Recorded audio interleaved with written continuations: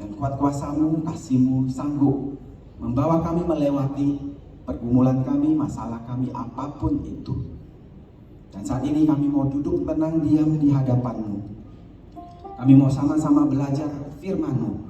Kami mau sama-sama belajar mendengarkan apa pesan Engkau buat kami. Apa kata-kata kasih-Mu buat kami.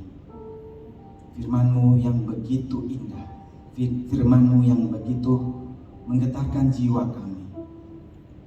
Firman-Mu yang begitu menghibur kami.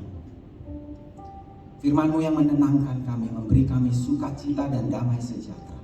Dan firman-Mu yang menguatkan kami. Terima kasih Tuhan. Terima kasih. Kami mau fokus dengarkan apa yang Engkau bicarakan. Dan mimbar ini milik Engkau Tuhan. Urapi kami semua dengan Roh Kudus-Mu. Lembutkan hati kami, lembutkan pikiran kami. Siapkan pikiran kami untuk siap mendengarkan apa yang Engkau mau katakan buat kami. Tapi bibir lidah hamba ini hanya sebagai saluran-Mu saja, bukan dari hamba Tuhan,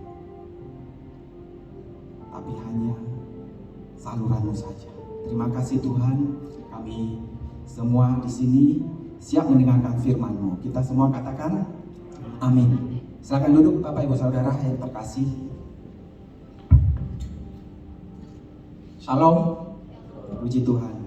Bapak Ibu Saudara yang terkasih, beberapa kali saya sampaikan mengenai kemerosotan manusia fisik jasmani kita yang tentunya kita akan alami seiring dengan perjalanan waktu yang kita jalani dalam hidup kita masing-masing.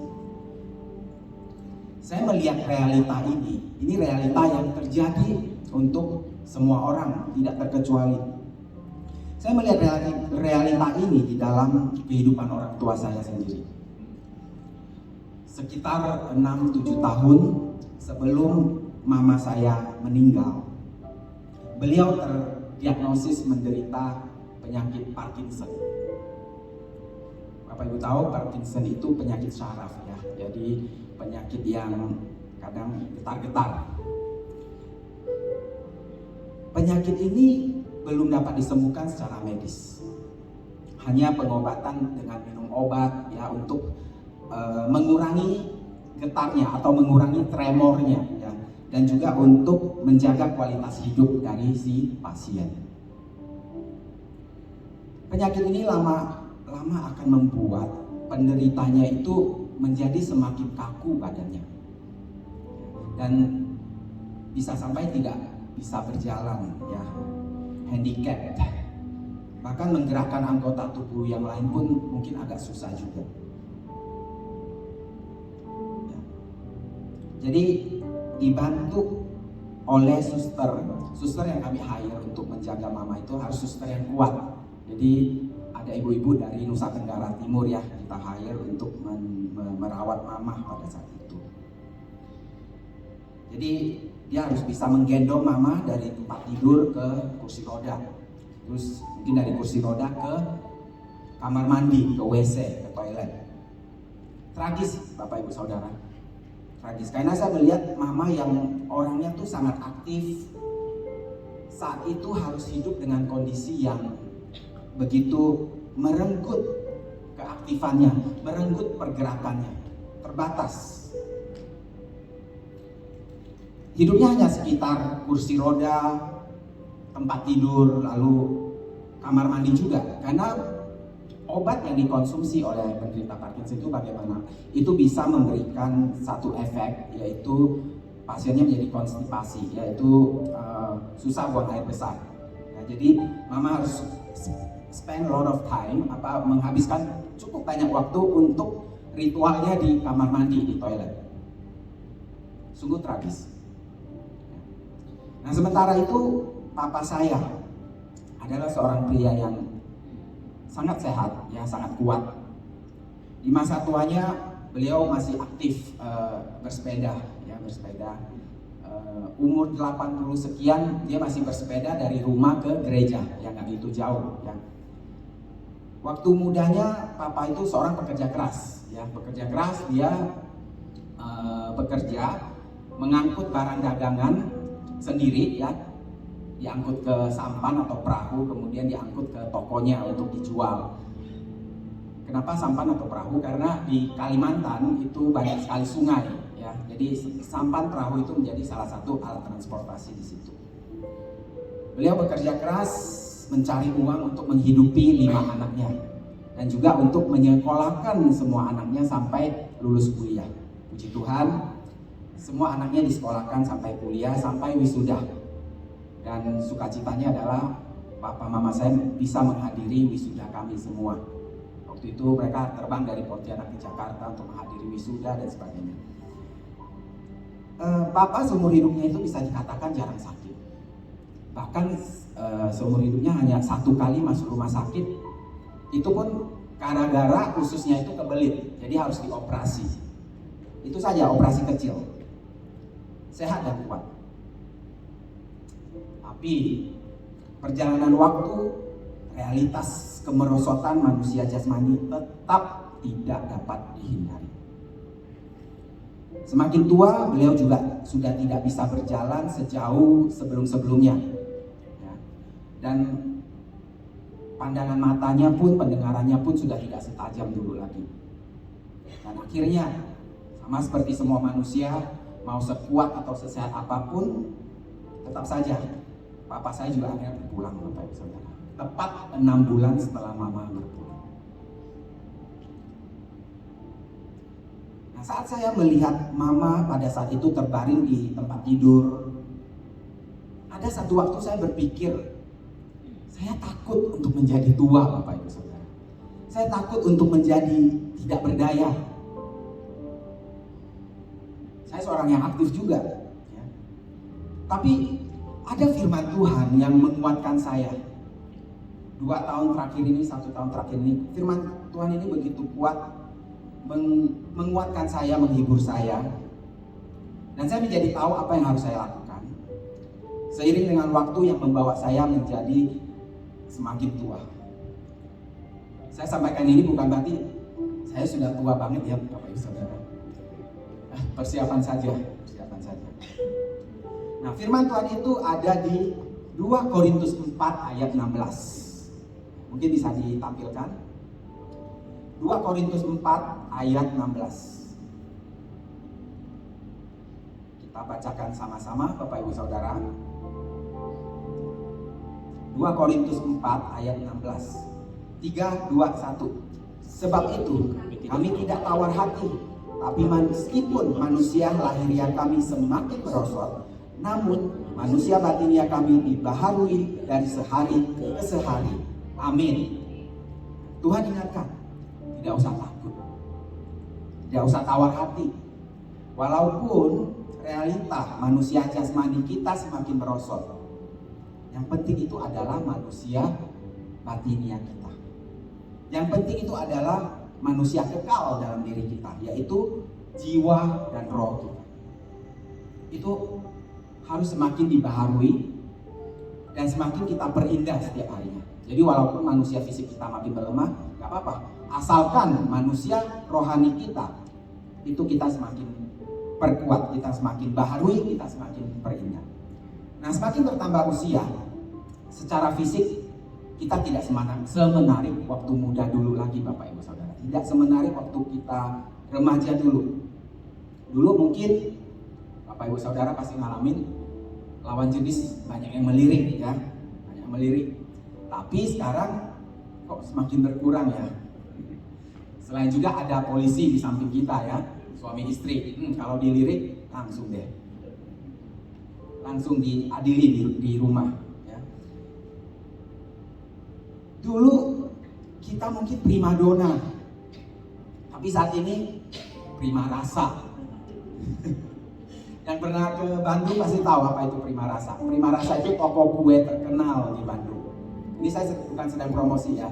Dulu primadona, sekarang mungkin hanya bisa sendirian atau bersama suami atau bersama istri duduk di meja makan atau di teras depan rumah minum teh sambil menikmati kue dari prima rasa itu. Dulu primadona, sekarang prima rasa. itu pun sudah tidak bisa makan banyak lagi. Kenapa? Karbohidrat sama gulanya tinggi, Bapak Ibu Saudara. Nah, soal makanan dan minuman juga berubah. Ya, gaya makan kita juga, kebiasaan makan kita juga berubah seiring dengan waktu berjalan. Waktu muda, waktu remaja kita makan begitu lahap. Benar Bapak Ibu Saudara? Semua makanan, semua pengen kita coba. Minuman juga kita mau coba semua. Tapi semakin bertambah usia, metabolisme tubuh kita itu semakin melemah. Ya. Makan satu piring saja kadang membuat sudah kenyang, bahkan begah. Ya. Nah, saya ingat waktu zaman dulu, zaman kuliah, itu ada, sampai sekarang juga masih ada, restoran yang all you can eat, ya, buffet. Nah, waktu remaja dulu, waktu masih kuliah, senang kita kumpulkan duit, kemudian ajak teman bersama-sama, kita bayar di restoran all you can eat itu, kita bayar sejumlah uang tertentu, kemudian setelah masuk kita bebas pesan semuanya, apapun. Diulangi juga boleh, menu yang sama yang ternyata enak sekali kita ulangi lagi, kita ambil menu, lihat lagi, pesan lagi. Ya. Itu waktu muda, waktu dulu. Sampai saya ingat bersama teman saya ini agak gemuk ya, kita habis kuliah punya uang, udah kita ke restoran all you can eat, duduk ya, nongkrong lama di situ, makan terus. Sampai saya lihat ada pelayan restoran itu, mereka lagi ngumpul tuh di sudut restoran itu, ya biasalah ya, bincang-bincang sama sesama temannya.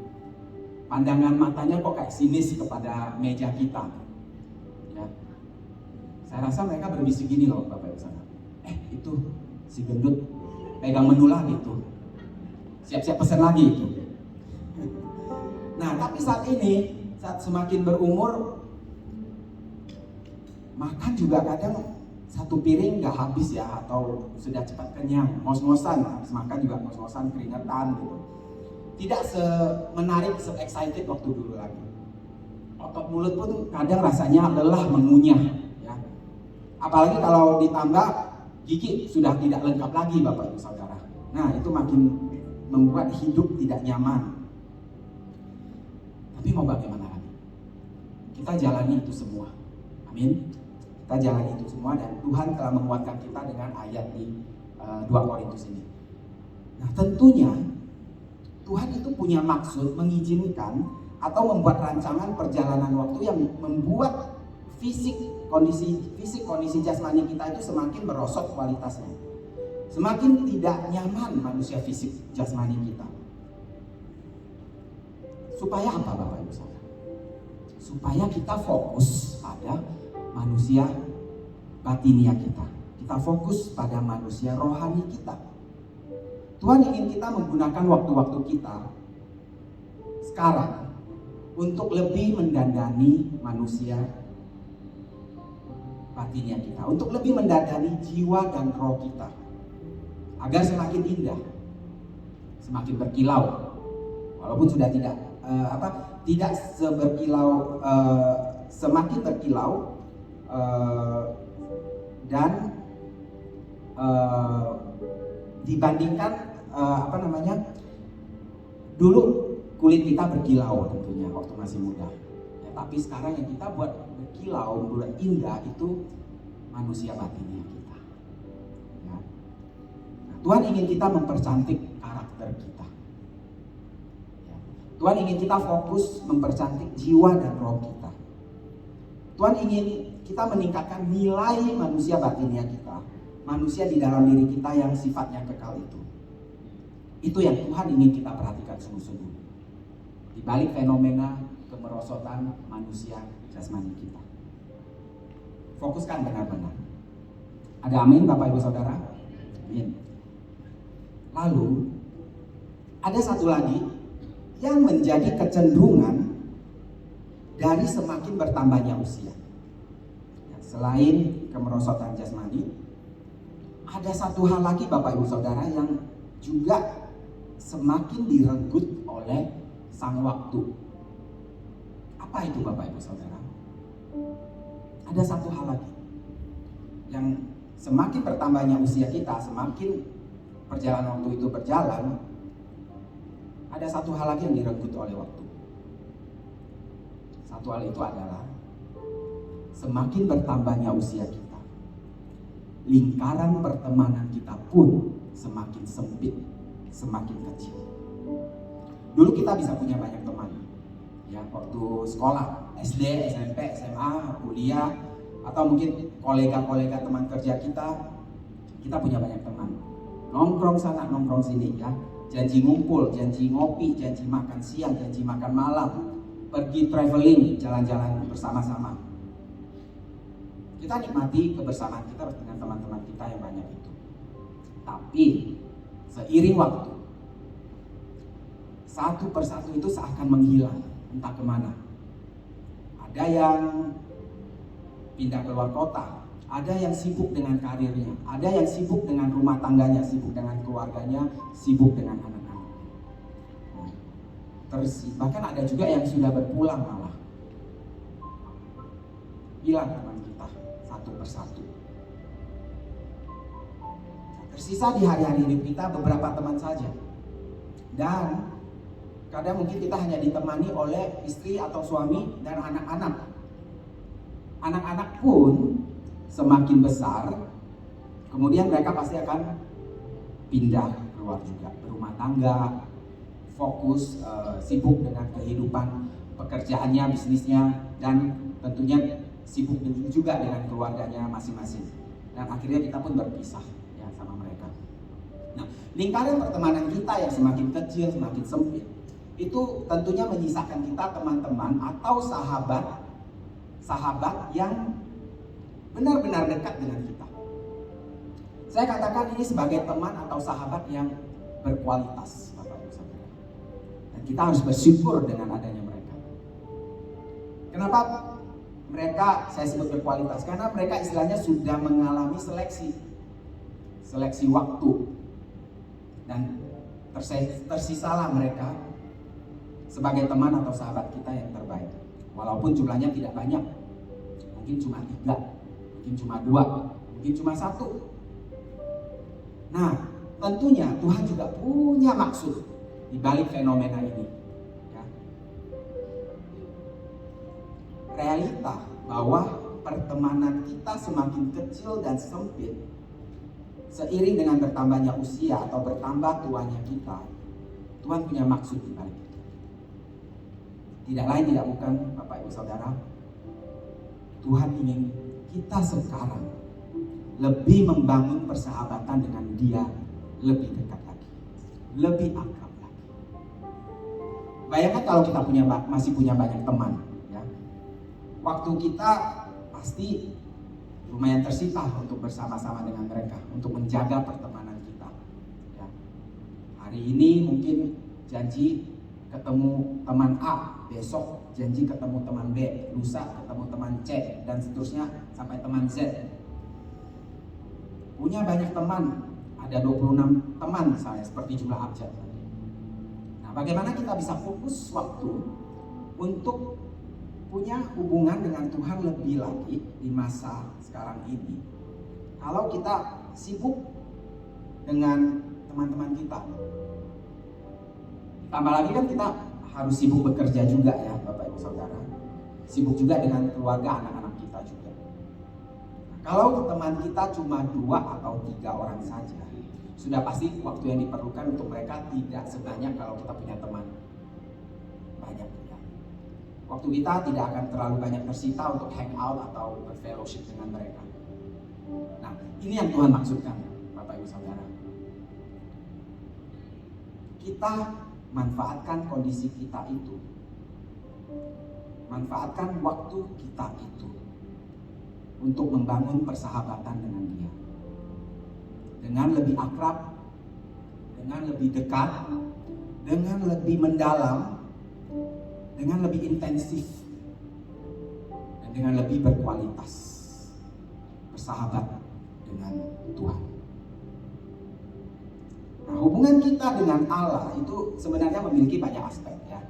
Tuhan itu, Allah itu adalah pencipta kita, ya, amin. Tuhan itu adalah pemimpin hidup kita, benar, amin. Tuhan itu adalah hakim kita juga. Tuhan itu penebus kita, juru selamat kita. Dan masih banyak yang lainnya. Namun ada satu kebenaran yang paling mengejutkan. Kebenaran itu adalah Allah yang Maha Kuasa itu ingin menjadi sahabat kita, Bapak Ibu Saudara. Allah yang Maha Dahsyat itu ingin menjadi sahabat kita. Nah, hubungan ideal antara Allah dengan kita sebenarnya terlihat pada saat di Taman Eden, waktu pertama kali Tuhan menciptakan manusia, Adam dan Hawa. Mereka menikmati persahabatan dengan mesra dengan Allah. Adam dan Hawa menikmati persahabatan yang mesra, yang intim dengan Allah setiap hari di taman yang namanya Taman Eden itu. Pada saat itu tidak ada ritual, tidak ada upacara atau agama. Yang ada pada saat itu adalah hubungan kasih yang sederhana antara Tuhan dengan mereka, dengan manusia yang Dia ciptakan. Tanpa dihalangi oleh rasa takut, rasa bersalah, Adam dan Hawa itu bersuka di dalam Allah. Dan sebaliknya Bapak Ibu Saudara, Allah pun ternyata bersuka di dalam mereka. Nah, sebenarnya jika kita mengacu pada situasi atau kondisi saat itu, kehidupan yang ideal pada saat itu, di mana Adam dan Hawa hidup bersama-sama dengan Allah, maka kita sebenarnya dijadikan untuk juga hidup bersama-sama dengan Allah. Kita dijadikan untuk hidup di dalam hadirat-Nya terus-menerus, sehari-hari. Nah, lalu kita pun tahu kisah selanjutnya, Bapak Ibu Saudara. Karena dosa, kejatuhan manusia dalam dosa, maka hubungan yang ideal itu lenyap, sirna.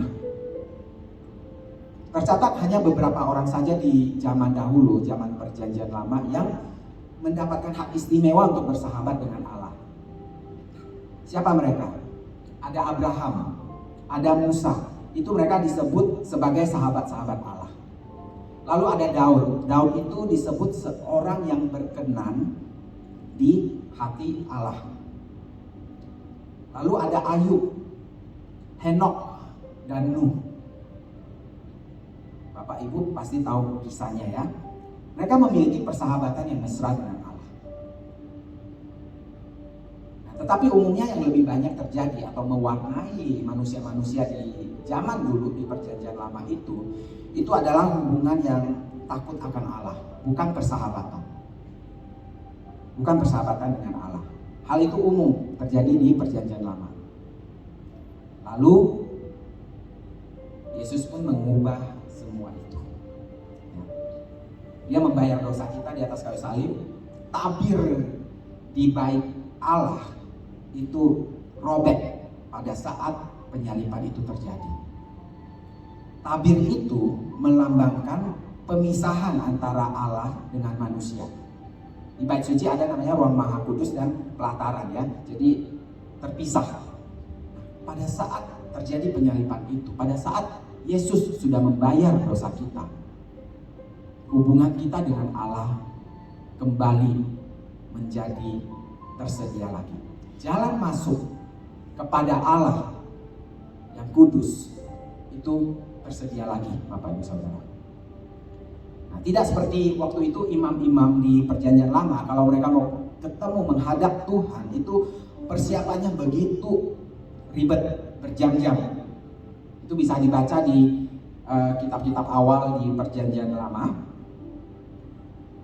Mereka harus melakukan banyak sekali ritual ya, dan harus kudus, benar-benar suci, dan mereka juga beresiko bisa tiba-tiba mati pada saat berada dalam begitu tebalnya hadirat Allah di bait suci pada saat itu. Nah, tapi sekarang kita bisa mendekati Allah kapanpun dan dimanapun. Nah, saya mau quote satu ayat di Roma 5 ayat 11 ya. Roma 5 ayat 11 ini saya ambil dari New Living Translation, Bapak Ibu Saudara. Roma 5 ayat 11, New Living Translation. Saya bacakan Bapak Ibu Saudara. So now we can rejoice in our wonderful new relationship with God because our Lord Jesus Christ has made us friends of God. Nah, Roma 5 ayat 11 ini di terjemahan New Living Translation ini begitu jelas dikatakan. Maka sekarang kita dapat bersukacita dalam hubungan baru kita dengan Tuhan. Karena Tuhan Yesus Kristus telah membuat kita sahabat-sahabat Allah, friends of God. Nah, lalu ada Yohanes 15 ayat 15. Nah, ini kita bacakan sama-sama Bapak Ibu Saudara. Yohanes 15 ayat 15. Dikatakan 3, 2, 1 kita bacakan. Aku tidak menyebut kamu lagi hamba, sebab hamba tidak tahu apa yang diperbuat oleh tuannya. Tetapi aku menyebut kamu sahabat, karena aku telah memberitahukan kepada kamu segala sesuatu yang telah kudengar dari Bapakku. Amin. Tetapi aku menyebut kamu sahabat. Tuhan sendiri loh yang menyebut kita sahabat, Bapak Ibu Saudara. Luar biasa. Nah, kata sahabat dalam ayat ini di bahasa aslinya itu, bahasa Yunani, itu diambil dari kata philos. Kata sahabat philos ini itu bukan berarti hubungan yang biasa, melainkan hubungan yang dekat dan dipercayai. Nah, kata philos ini, kata sahabat, kata yang sama ini itu dipakai untuk menunjuk pada dua hal Bapak Ibu Saudara. Itu menunjuk pada pertama, sahabat mempelai pria pada sebuah pernikahan. Bapak Ibu Saudara waktu menikah, pengantin pria biasa didampingi oleh yang namanya best man. Betul? Best man. Kenapa disebut best man? Best itu terbaik, artinya sahabat terbaik. Jadi yang mendampingi pengantin pria itu biasanya tidak lain tidak bukan itu adalah sahabat yang benar-benar dekat dengan si mempelai pria. Itu yang akan menjadi best man pada saat pernikahan. Lalu yang kedua, kata philos ini juga dipakai untuk mendeskripsikan sahabat-sahabat dekat yang dipercayai oleh raja. Ya. Nah, di istana raja ada namanya hamba-hamba. Hamba itu tentunya harus jaga jarak dengan si raja, tidak bisa sembarangan menghadap. Tapi ada kalangan sahabat-sahabat raja yang setiap waktu mereka bisa bersama dengan raja, menikmati hubungan yang dekat, jalan masuk langsung kepada raja. Dan juga kadang mereka yang tahu lebih dahulu informasi rahasia atau keputusan-keputusan yang raja mau tetapkan. Itu mereka biasa lebih tahu dulu. Itu adalah sahabat-sahabat raja. Nah, kata philos inilah yang dipakai di Yohanes 15 ayat 15 ini, di mana Tuhan Yesus sendiri mengatakan bahwa kita adalah philosnya, sahabatnya. Bahwa ini luar biasa Bapak Ibu Saudara. Tidak main-main. Tuhan Yesus menyebut kita philosnya, sahabat dekatnya. Kita mungkin berpikir, berlebihan ya. Yang benar saja, Allah yang Maha Besar menginginkan persahabatan dengan saya, menginginkan saya sebagai sahabatnya. Tapi kebenaran di Alkitab katakan demikian Bapak Ibu Saudara. Yohanes 15 ayat 15, engkau adalah philosku, kata Yesus. Bahkan disebutkan juga Allah itu Allah yang cemburu. Kita buka di Keluaran 34 ayat 14 ya. Masih menggunakan terjemahan New Living Translation ya. Bisa ditampilkan. Saya bacakan Bapak Ibu Saudara bagaimana Allah dideskripsikan sebagai Allah yang cemburu. You must worship no other gods, for the Lord, whose very name is jealous, is a God who is jealous about His relationship with you. Saya artikan, kamu harus menyembah tidak ada Allah lain. Sebab Allah yang namanya disebut cemburu loh, jealous, huruf besar, adalah Allah yang cemburu atas hubungannya. Di sini saya garis besar, his relationship, hubungannya dengan kita.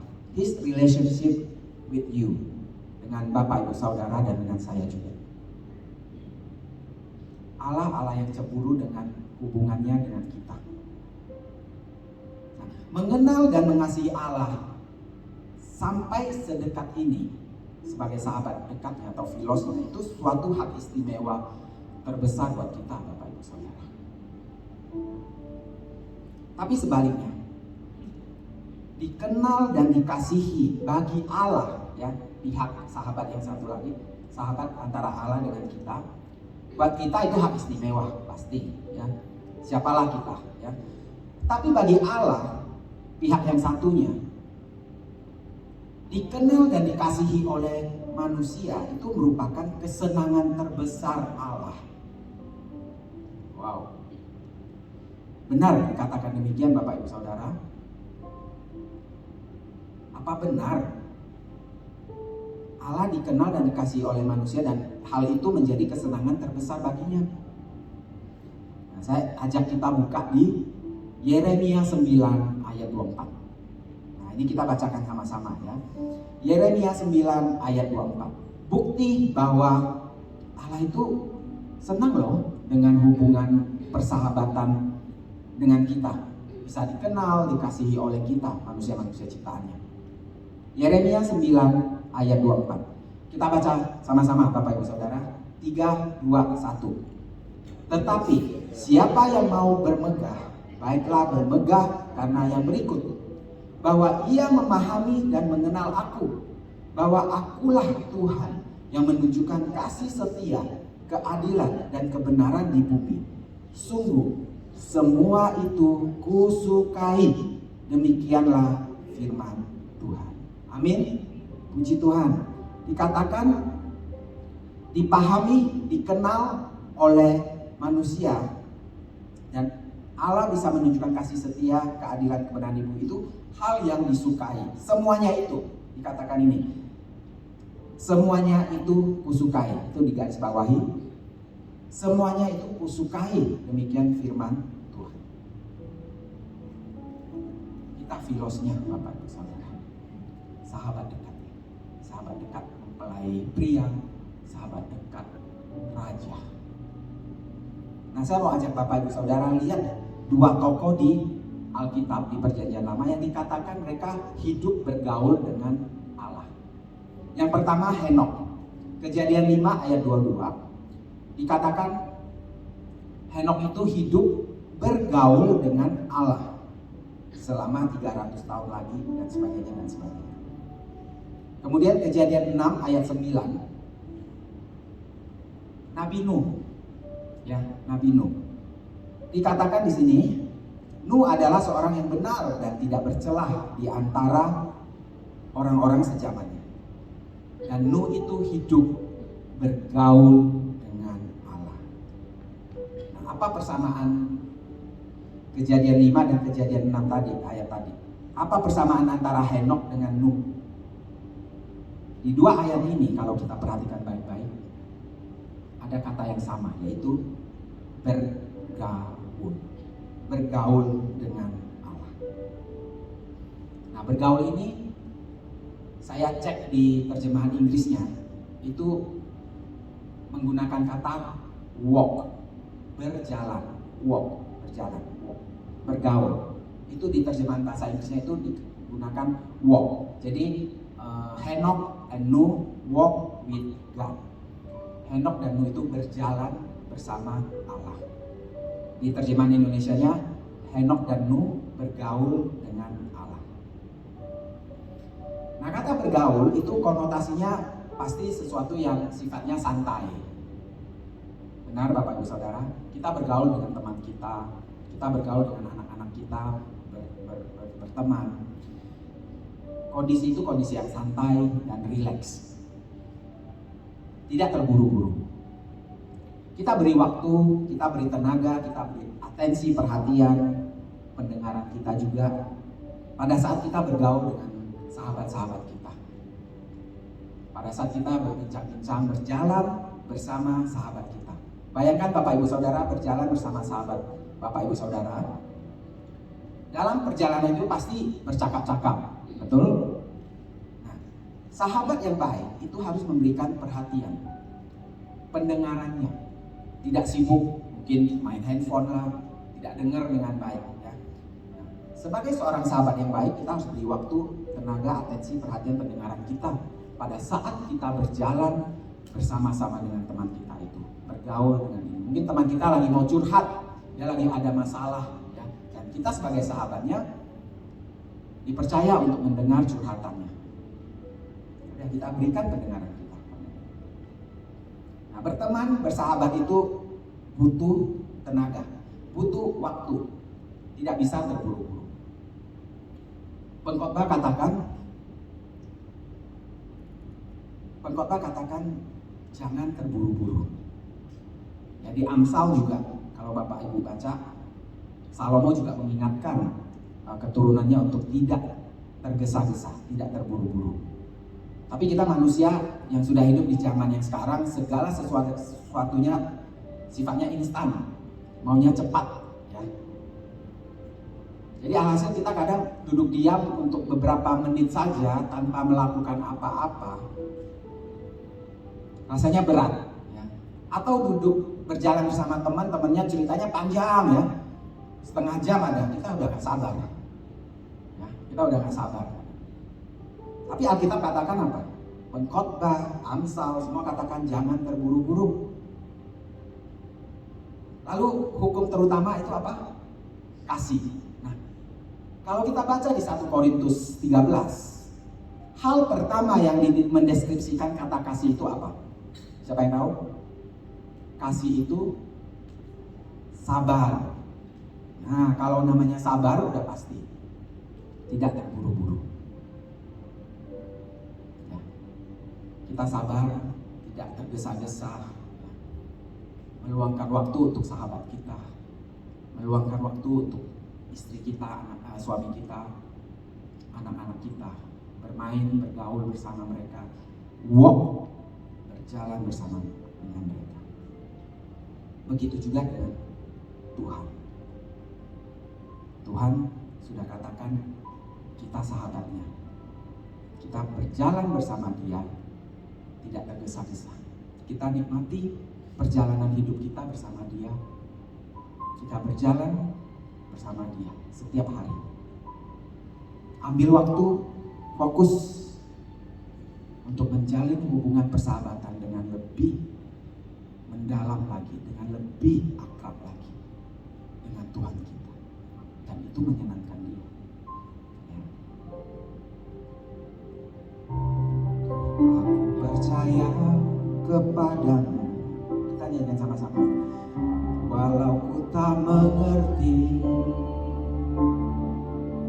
dan pernah ku tahu ujung jalan ini, namun ku tetap percaya Kau yang memanggilku setia, memandu langkahku berjalan denganmu di sana. Seperti Abraham sahabatmu sampai akhir setia, dari jauh memandang negeri perjanjian, Kanaan surgawi permai, tanah yang Kau janjikan, tempat pertemuan semua saleh Tuhan. Kita ulangi dari awal, katakan, aku percaya kepadamu, walau ku tak mengerti. Tuhan ajak kita berjalan, walaupun kita tak tahu ujung jalan itu seperti apa? Sahabat berjalan bersama. Panggilku setia, memandu langkahku, berlabuh di sana. Percaya Tuhan pandu langkah kita, sahabat sampai akhir setia. Dari jauh memandang negeri perjanjian, tanah surgawi berlai, tanah yang kau janjikan, tempat pertemuan semua saleh Tuhan. Bawa aku ke sana, ajar aku setia, mengerti semua maksud dan jalanmu. Aku ingin lagi indahnya dunia ini, karena ku yakin yang kau sediakan sempurna. Karena ku yakin yang kau sediakan sempurna. Amin Bapak Ibu Saudara. Tuhan filos kita filos Tuhan. Dan Dia mengajak kita berjalan bersama-sama Dia sepanjang hari kita, sepanjang hidup kita, sampai akhirnya kita bertemu kembali. Nah, ada 3 rahasia persahabatan dengan Allah. Di sini saya akan kemukakan rahasia persahabatan Allah. Saya katakan ini rahasia bagaimana untuk kita menjadi sahabat karib Allah. Bukan sahabat biasa, sahabat karib, sahabat dekat. Seperti kata filos tadi, itu bukan sahabat biasa-biasa saja. Rahasia pertama, menjadi sahabat karib Allah. Yang pertama adalah dengan melalui percakapan yang terus-menerus dengan Dia. Nah, kita tidak akan pernah menumbuhkan hubungan yang dekat dengan Allah hanya dengan sekali seminggu ke gereja, atau mungkin beberapa kali seminggu ke gereja. Nah, persahabatan dengan Allah itu dibangun dengan berbagi semua pengalaman hidup kita dengan Dia. Saya ulangi, persahabatan dengan Allah dibangun dengan berbagi semua pengalaman hidup kita dengan Dia. Tentu penting kita untuk bangun kebiasaan saat teduh setiap hari dengan Allah. Tapi ternyata Allah menginginkan lebih dari itu, Bapak Ibu Saudara. Allah menginginkan lebih dari sebuah janji bertemu dalam jadwal kita, dalam schedule kita. Lebih dari sekedar doa pagi kita, doa malam kita. Dia ingin terlibat dalam setiap kegiatan, setiap percakapan, setiap masalah, bahkan setiap pemikiran kita. Tuhan ingin terlibat di dalamnya. Kita bisa melakukan percakapan yang berkesinambungan terbuka dengan Dia sepanjang hari. Kita berbicara dengannya tentang apapun yang sedang kita lakukan atau apa yang sedang kita pikirkan pada setiap saat. Nah, Rasul Paulus katakan apa? Tetaplah berdoa. Nah, bagaimana tetap berdoa, Bapak Ibu Saudara? Kita di sini bekerja, kita di sini punya anak yang harus diurus, kita punya keluarga yang harus diurus, kita harus masak setiap hari.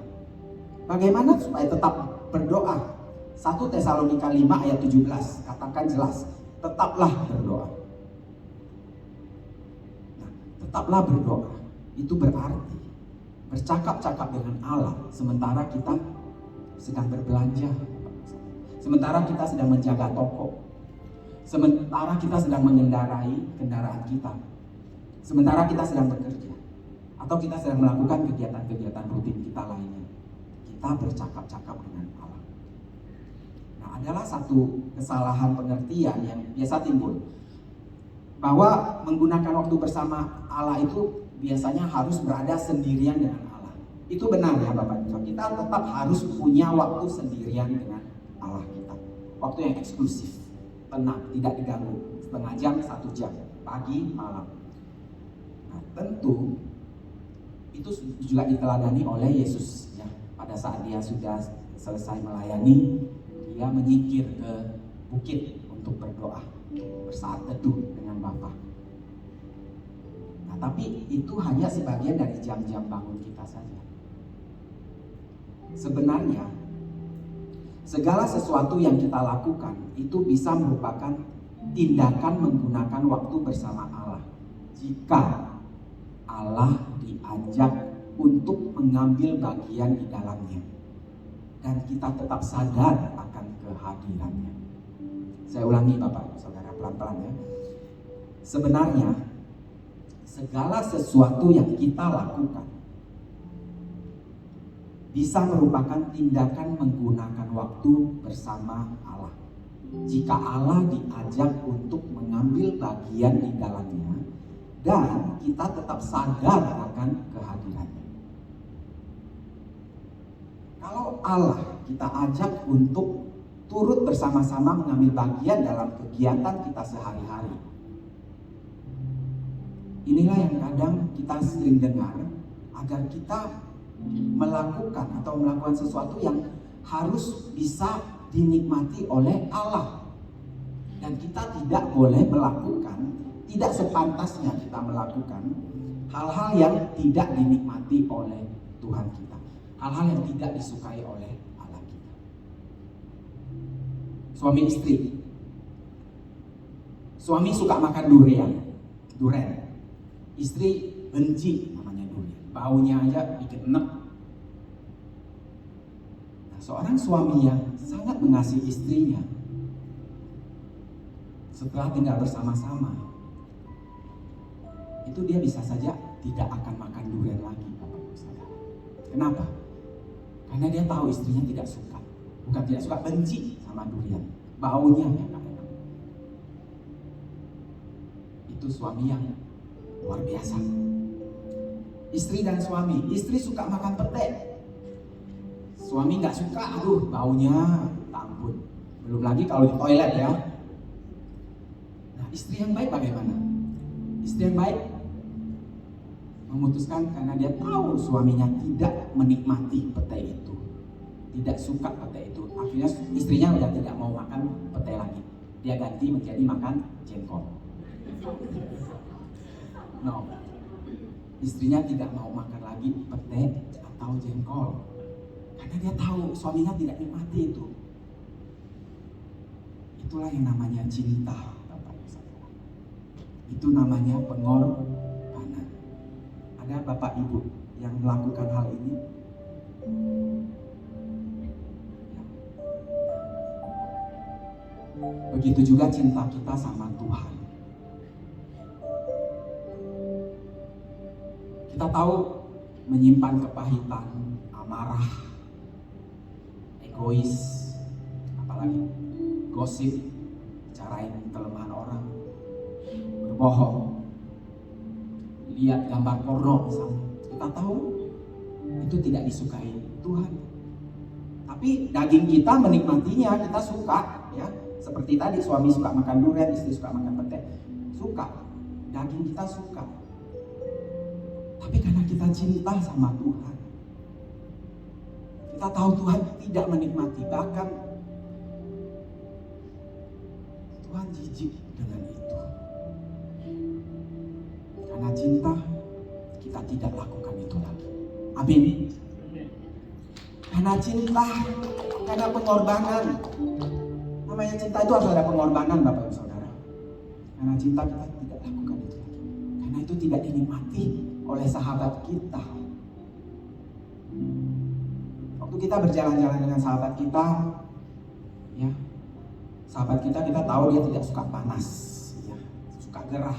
Ya udah, kita akan coba jalannya di tempat yang adem, ya, ke mall misalnya. Padahal kita suka matahari mungkin, ya, vitamin D, ya. Tapi karena sahabat kita tidak menikmatinya, kita tidak lakukan. Amin Bapak Ibu Saudara. Nah, pada abad ke-17 ada seorang juru masak sederhana dari sebuah biara di Prancis. Namanya Brother Lawrence. Dia mengajarkan kita untuk mengembangkan percakapan yang terus-menerus dengan Allah. Nah, ini rahasianya Bapak Ibu Saudara. Brother Lawrence ini dia mampu mengubah tugas-tugas yang paling umum dan kasar sekalipun. Seperti menyediakan makanan, cuci piring, yang namanya dia kan juru masak ya. Itu dia bisa jadikan kegiatan-kegiatan itu menjadi tindakan pujian dan persekutuan dengan Allah. Nah, kunci menuju persahabatan dengan Allah menurut dia adalah tidak mengubah apa yang kita kerjakan, tetapi mengubah sikap kita terhadap apa yang kita kerjakan atau lakukan. Apa yang biasanya kita lakukan bagi diri kita sendiri, mulailah kita lakukan itu bagi Allah. Alkitab juga katakan demikian. Apa yang kamu lakukan, lakukanlah semua untuk Tuhan. Mulai melakukan untuk Allah. Entah itu saat kita makan, saat kita mandi, saat kita bekerja, saat kita bersantai, saat kita memasak. Lakukan itu semua bagi Allah, bersama-sama dengan Allah. Libatkan Allah dalam kegiatan kita itu sehari-hari. Saat ini sering kita merasa kita harus menghindar dari rutinitas harian kita untuk menyembah Allah. Sebenarnya itu terjadi hanya karena kita belum belajar mempraktekkan kehadirannya sepanjang waktu, Bapak Ibu Saudara. Nah, Brother Lawrence merasa mudah untuk menyembah Allah melalui tugas-tugas kehidupan yang biasa. Nah, inilah idaman Allah. Di Eden, Taman Eden, penyembahan itu bukan suatu acara yang dihadiri, ya. Tetapi itu penyembahan itu adalah suatu sikap yang berkesinambungan antara Adam dan Hawa terhadap Allah. Adam dan Hawa itu ada dalam persekutuan yang terus-menerus dengan Allah. Ya, bahkan saat sudah makan buah terlarang itu, Allah tetap jalan ke taman dan cari mereka ya. Artinya apa? Mereka punya hubungan setiap hari antara Allah dengan Adam dan Hawa. Itulah persahabatan yang ideal, persekutuan yang ideal yang memang Tuhan sudah rancangkan dari awal. Seperti itu. Nah, kita mau kembali ke sana, Bapak Ibu Saudara. Saya juga belajar untuk bisa menjadi sahabat karib bagi Tuhan, bersama Tuhan. Saya juga mau belajar untuk melibatkan Tuhan dalam setiap aktivitas saya, sehingga saya tidak sembarangan lagi melakukan hal-hal apa yang saya tahu tidak disukai. Saya hanya mau berusaha untuk melakukan apa yang disukai oleh sahabat saya, oleh Tuhan. Karena Allah bersama kita sepanjang waktu, maka tidak ada tempat yang lebih dekat dengan Allah daripada tempat di mana kita berada saat ini.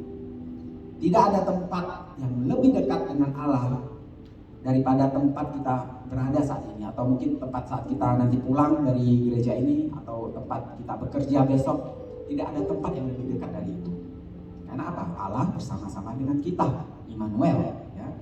Nah, hal lain yang bermanfaat yang Brother Lawrence ajarkan juga adalah dengan menaikkan doa-doa berbentuk percakapan yang lebih singkat, Bapak Ibu Saudara, secara terus-menerus sepanjang hari.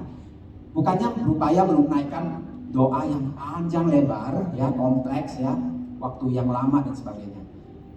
Terkadang kita kalau doa itu biasanya maunya pakai kata-kata sebanyak mungkin, ya. Karena percakapan yang panjang itu bisa jadi itu bisa membuat kita jadi berpikir melantur, ya. Tapi ada kalanya kita juga perlu untuk berbicara panjang lebar dengan Tuhan. Tapi yang Brother Lawrence maksudkan di sini dengan doa-doa singkat itu adalah bukan pada saat teduhnya ya, tapi pada saat sehari-hari, pada saat kesibukannya lagi masak, pada saat kesibukannya lagi bekerja, lagi sekolah, itu kita gunakan percakapan singkat dengan sahabat kita ini. Ya. Nah, Alkitab itu menyuruh kita untuk berdoa sepanjang waktu. Tadi di Rasul Paulus katakan ya, tetaplah berdoa. Nah, bagaimana mungkin kita lakukan ini? Nah, salah satu caranya adalah metode yang Brother Lawrence ajarkan buat kita itu menggunakan doa-doa dalam satu tarikan nafas panjang hari. Nah, banyak orang Kristen pasti sudah pernah melakukan hal ini ya. Termasuk Bapak Ibu Saudara di sini juga pasti pernah melakukan hal ini ya. Menaikkan doa dengan satu kalimat pendek atau frase sederhana yang bisa diucapkan dalam satu nafas. Nah, saya kasih contoh ya. Contohnya begini Bapak Ibu Saudara. Tuhan, Engkau menyertaiku.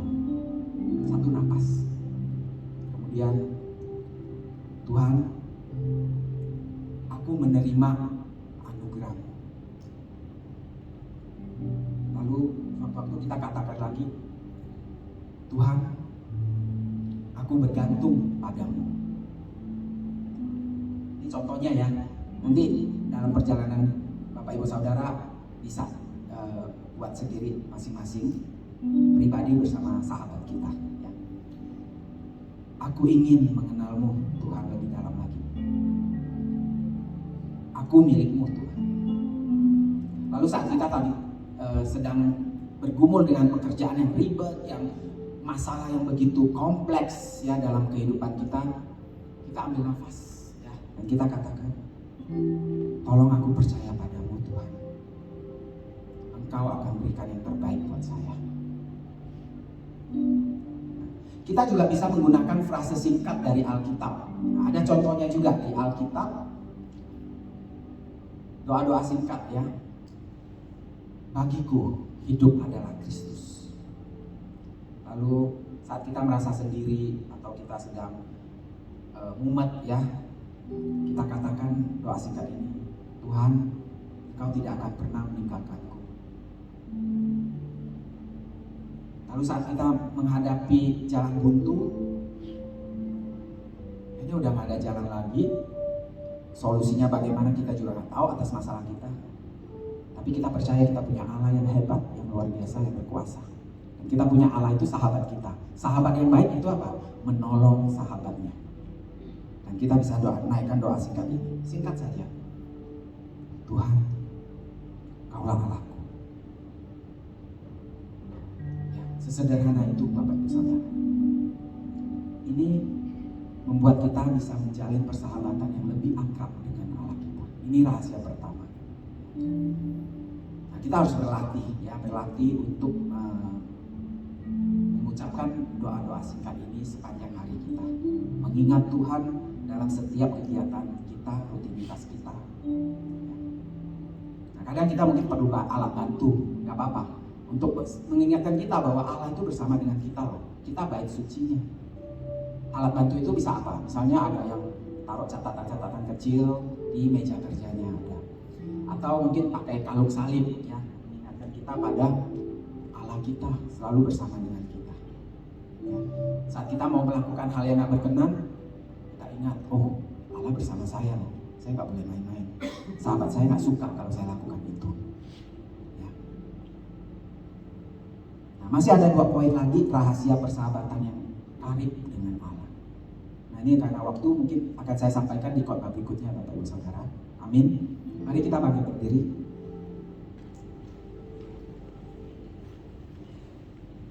Bapak Ibu Saudara, dalam hubungan kita dengan sahabat kita, dengan Tuhan kita, kadang kita akan merasakan hadiratnya. Tapi kadang juga tidak, Bapak Ibu Saudara. Tidak apa-apa. Itu hal yang lumrah.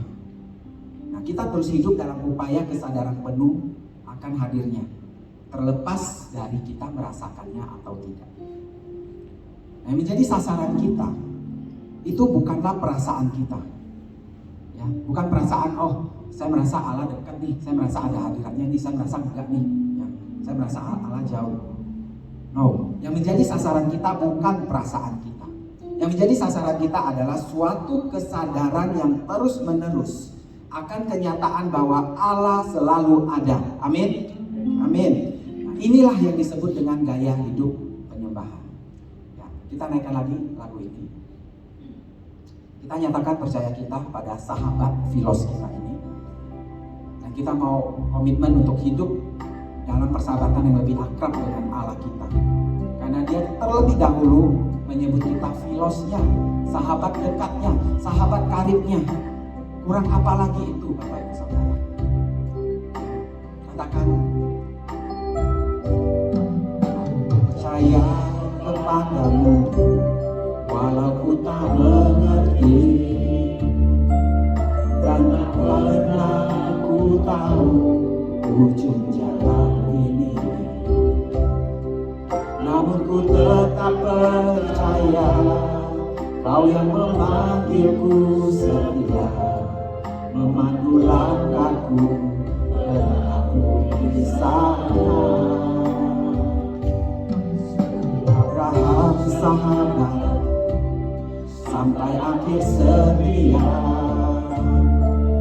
dari jauh memandang negeri perjanjian.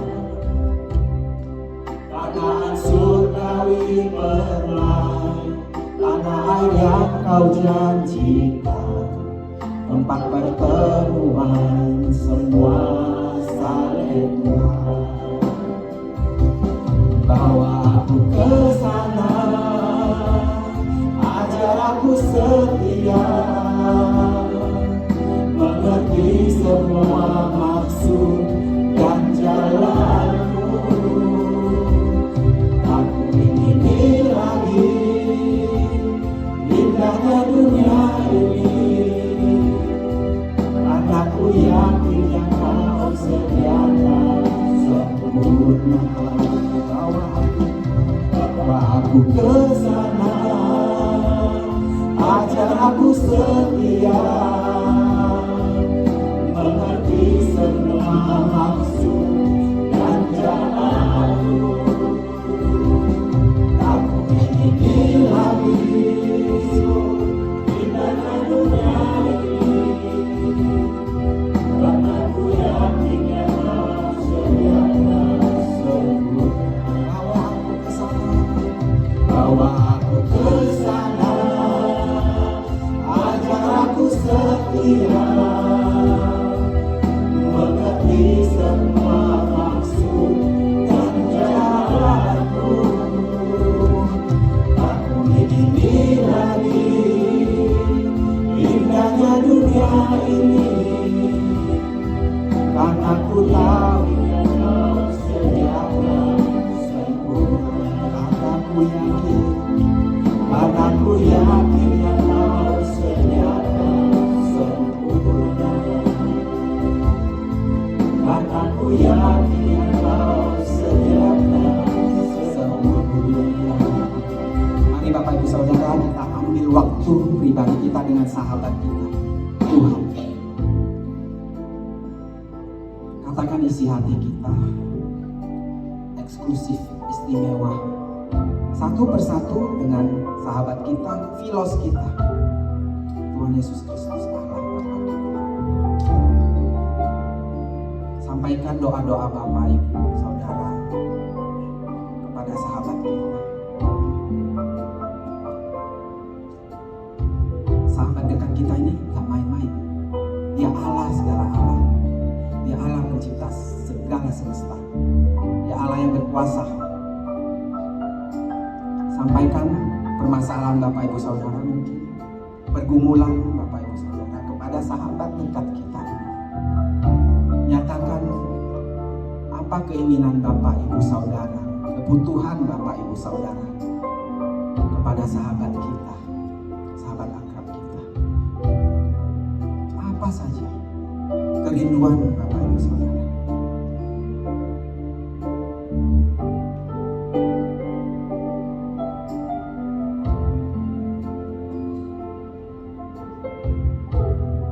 Sahabatku, aku ingin lebih dekat dengan Engkau. Aku ingin menjadikan Engkau bagian dari hidupku. Aku ingin berbagi pengalaman hidupku setiap hari, setiap saat dalam kegiatanku. Setiap permasalahanku kita berbagi, Tuhan.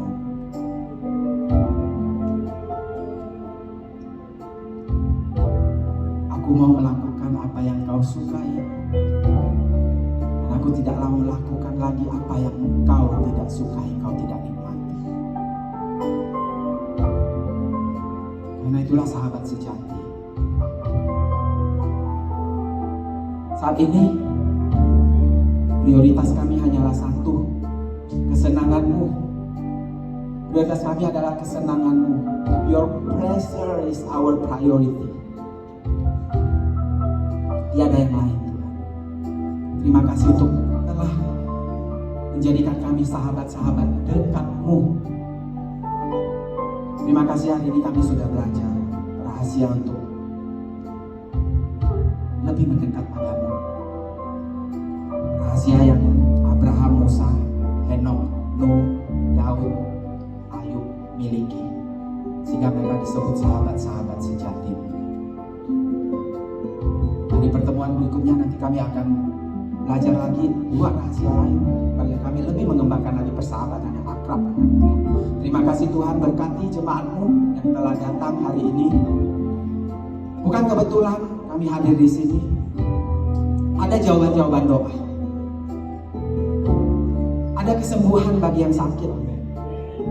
Ada kelepasan bagi yang bergumul. Ada kelegaan bagi yang khawatir, bagi yang takut. Ada kemenangan bagi setiap anak-anak-Mu di sini. Dan terlebih ada sukacita, damai sejahtera yang melebihi segala akal menyertai kami sepanjang hidup kami setiap hari. Mulai hari ini sampai selama-lamanya. Dan kami berjalan bersama-sama dengan Engkau. Walk with you, God. Our philos, sahabat dekat kami. Terima kasih Tuhan. Segala kemuliaan kami kembalikan hanya bagi-Mu. Dan kami mengucap syukur, terima kasih dalam nama Tuhan Yesus kami yang telah diberkati Tuhan. Katakan amin. Puji Tuhan. Selamat siang Bapak Ibu Saudara, selamat berkati Ibu.